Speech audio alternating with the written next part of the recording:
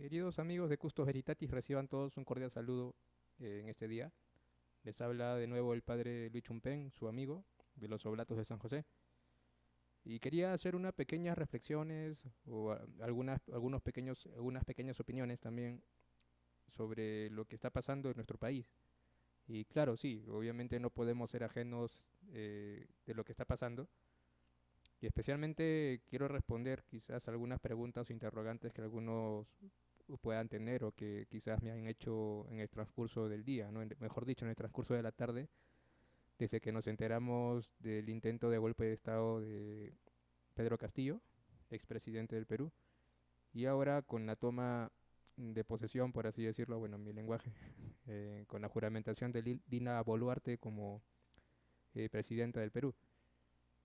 De hecho, que todo esto nos ha preocupado en primer lugar cuando nos enteramos, oímos la noticia, mejor dicho, de la disolución del Congreso, ¿no? Mejor dicho, por parte de Pedro Castillo, cosa que no se llegó a dar felizmente gracias al accionar del mismo Tribunal Constitucional y del Congreso. Entonces, de hecho, que los resultados fueron como muchos querían, es decir, vacar al presidente, vacar a Pedro Castillo. Claro, porque muchos no querían tenerlo en el poder, no querían tenerlo ya al frente de la nación, por obvias razones y por cosas que se han ido mostrando a lo largo de su gobierno, que obviamente han hecho que muchas personas no quieran tenerlo ya en el gobierno. Ahora bien, visto todo esto, yo pienso que lo primero que tenemos que hacer como cristianos, yo lo digo también como sacerdote, obvio hay cosas que voy a decirlo desde mi perspectiva, no como Lee Chumpen, obvio, pero primero quiero llamar a la oración, ¿no? Yo sé que también en algunas cosas que he estado haciendo el día de hoy, ¿no? Posteando, compartiendo algunas reflexiones o algunas noticias, quizás he podido dar mi propia opinión y mi propia posición al respecto, ¿no? Pero lo primero que quiero es llamar a la oración. Es importante orar por nuestra nación. El día de mañana estamos celebrando la Inmaculada Concepción. Hoy estamos 7 de diciembre, mañana 8 de diciembre, Inmaculada Concepción. Y quería pues pedirles a todos ustedes que oren mucho, oren mucho por nuestra nación, oren mucho para que las ideologías que verdaderamente dañan la dignidad del ser humano pues no se lleven a cabo, o si se están llevando a cabo, porque creo que sí ya está presente la famosa Agenda 2030 en nuestro país, pues combatirla, ¿no? Que nos dé fuerza para combatirla, nos dé la valentía para no aceptarla y para no sucumbir ante los intereses de algunos políticos de aceptar lo que muchas veces nos puede hacer daño, como esta Agenda 2030 que proclama más bien un ecologismo que va en contra del hombre y en contra de la dignidad del ser humano. Bueno, estoy redundando, cierto. Lo estoy diciendo de dos maneras distintas, pero sí. Entonces pidamos al Señor por nuestra nación, en primer lugar. Y en segundo lugar, quisiera también decir alguna cosa que también lo puse en mi Instagram, en mi Facebook, y también bueno, en mi página de Facebook Custos Veritatis, no en mi historia, y mi estado de WhatsApp también, dicho sea de paso, sobre la cuestión de cómo se podrían evitar este tipo de contextos.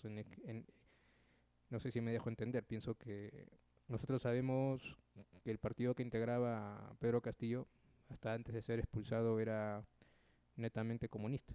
No lo decía bien en su plan de gobierno. Todos creo que antes de la segunda vuelta leímos bien este plan de gobierno. La doctrina, o mejor dicho, el sistema de pensamiento de aquel partido, y vemos que, claro, era un partido comunista, maoísta, leninista, casi con los mismos ideales que tenía el Partido Comunista del Perú, Sendero Luminoso, o los otros partidos comunistas que han podido existir. Obviamente no todos los comunistas son terroristas, pero siempre dentro de esa ideología está lo que es la lucha de clases y la violencia pues es parte, ¿no?, de esta ideología.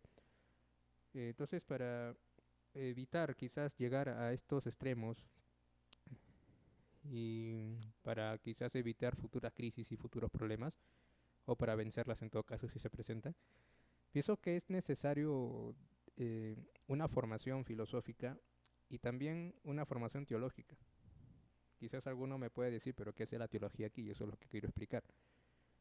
Es decir, es necesario, en primer lugar, que vuelva la filosofía a las escuelas. Ahora bien, ¿qué tipo de filosofía? Porque sabemos que hay varios sistemas filosóficos, cuál tomamos, cuál asumimos. Yo quiero más bien compartir mi experiencia como cuando fui estudiante de filosofía y también, y admítame decir que en mi colegio también se presentó este curso cuando yo estaba en quinto año de secundaria en el 2006. Creo, no me acuerdo si no sé si en ese año quitaron la filosofía de las escuelas, de los colegios, pero mi colegio siguió llevando ese curso, me parece, hasta el 2010, si no me equivoco. Entonces me enseñaron una filosofía integral, bueno, a modo de un curso que llevamos en la universidad que se llama Introducción a la Filosofía, pero te enseñaban la integridad de todos los pensamientos no filosóficos, de todos los sistemas de pensamiento, de todos los sistemas filosóficos, errados y no errados, obviamente. Lo mismo cuando comencé a estudiar la filosofía ya dentro, como parte de mis estudios de teología, no se nos pide estudiar la filosofía unos 3 años aquí en el Perú, y nos enseñaron, yo digo, de manera integral todo, o sea, no se centraron en una sola filosofía, y eso que sabemos que nosotros más tenemos afección a lo que es la filosofía aristotélico-tomista, ¿no? Más que todo la metafísica.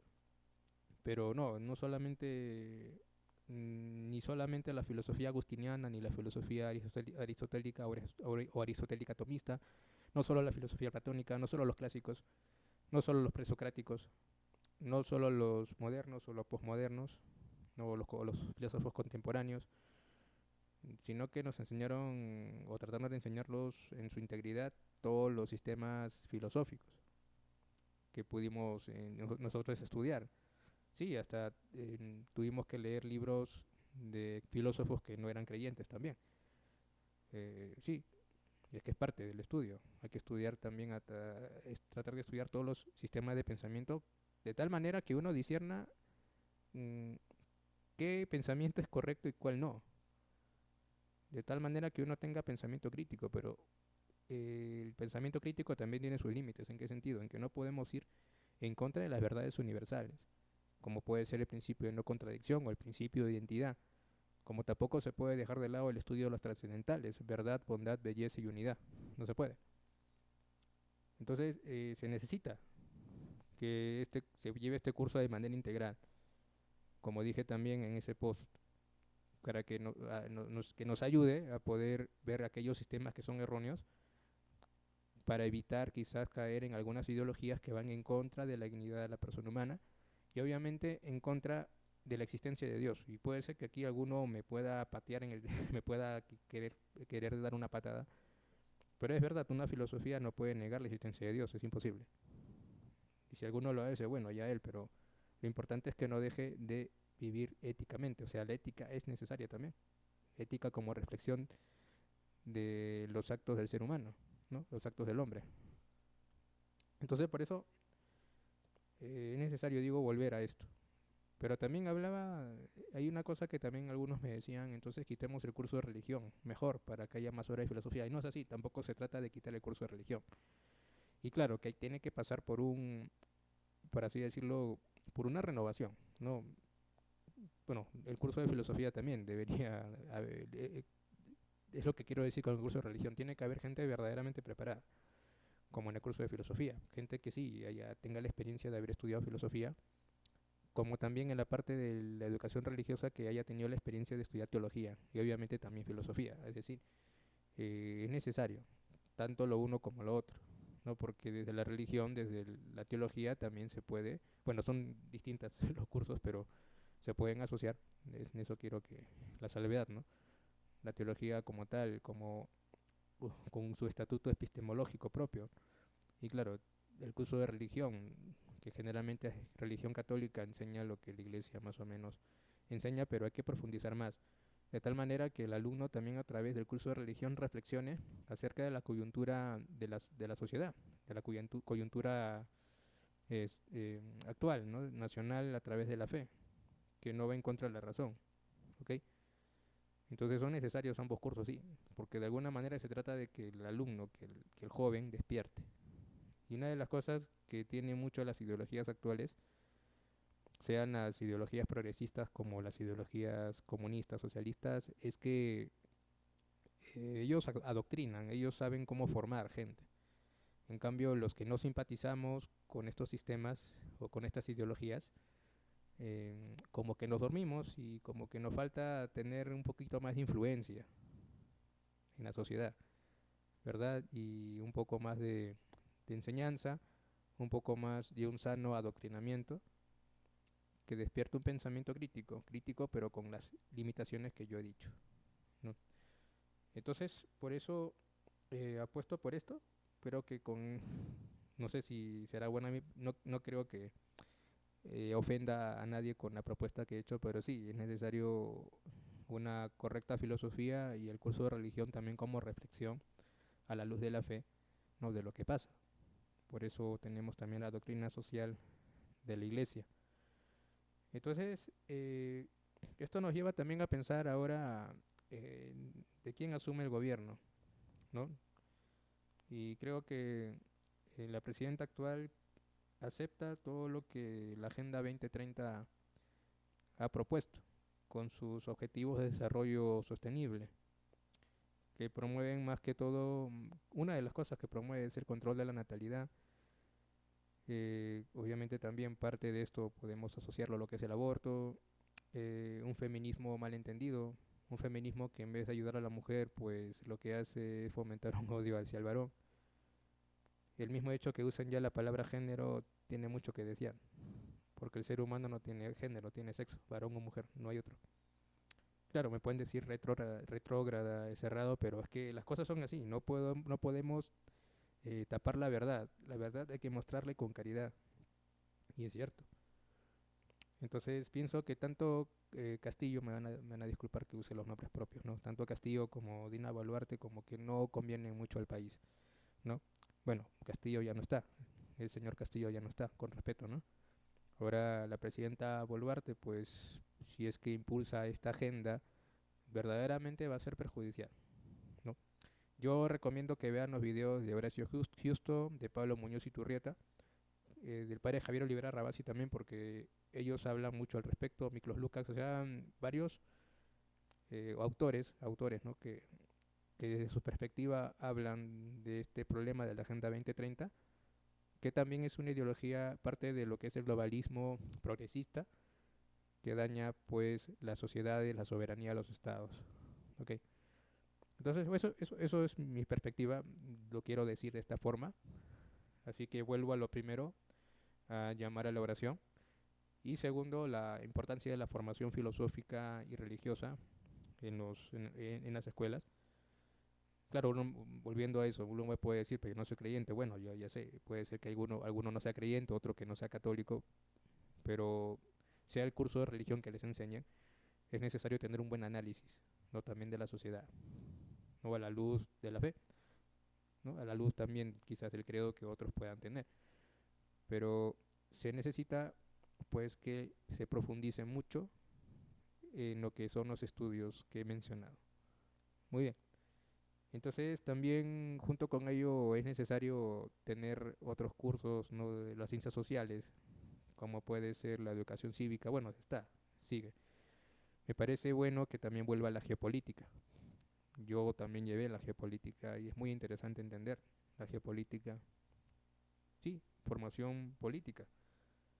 Y esto invoco también a los formadores, ahora hablo ya dentro de lo que son las parroquias, dentro de lo que es la iglesia. Es necesario formar líderes, ¿ok? Líderes que verdaderamente amen al país, que amen a Dios, que amen a la familia, que amen la vida y la defiendan. Es necesario formar líderes, formar a todas las personas porque si bien no todos tenemos una participación activa en política, porque no todos participan en partidos políticos, todos estamos llamados a participar en política de manera general. El hecho mismo de votar ya es parte de participar en la política, porque de manera pasiva nosotros somos los que elegimos a los gobernantes, a los que nos van a representar. Y para ello se necesita también formación. ¿Por qué? Porque si yo verdaderamente estoy formado, lo que voy a hacer es ver el plan de gobierno o el proyecto que tiene cada partido político para discernir bien por quién votar y no dejarme llevar quizás por regalitos o por fiestas de fines de campaña, ¿no? A ver qué candidato me da más o qué candidato me promete más. Porque sí, sucede cuando llegan las campañas, y lo he visto en algunos lugares con mis propios ojos, muerto que hay, velorio que van y velorio que va el candidato para pagar.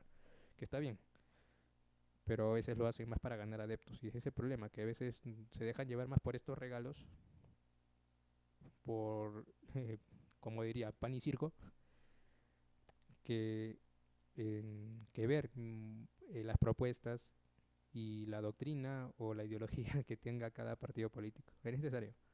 Entonces ese es el análisis así a grandes rasgos que hago. No digo, no me pongo como una verdad absoluta, sino lo he dicho de manera abierta.